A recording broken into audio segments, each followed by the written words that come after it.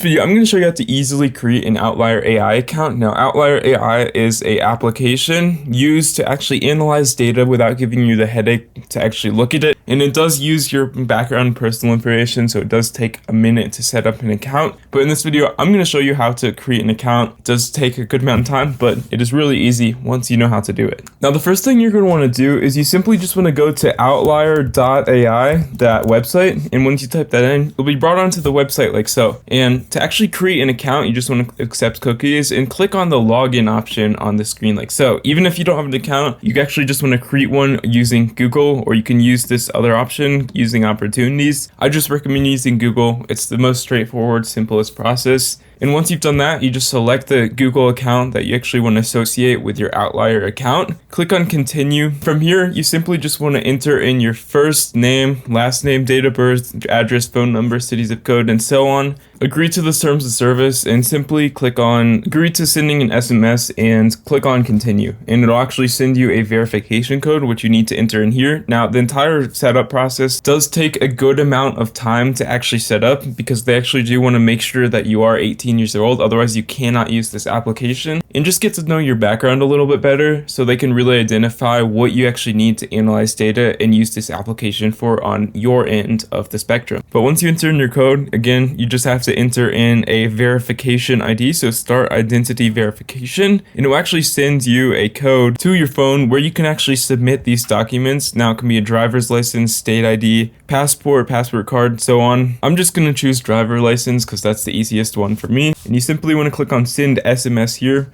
enter in your phone number. On your phone, you just want to enter in your driver's license. You have to do this on your phone. You can't do this on your actual computer. On your phone, you just want to enter in your driver's license. You have to do this on your phone. You can't do this on your actual computer, you know?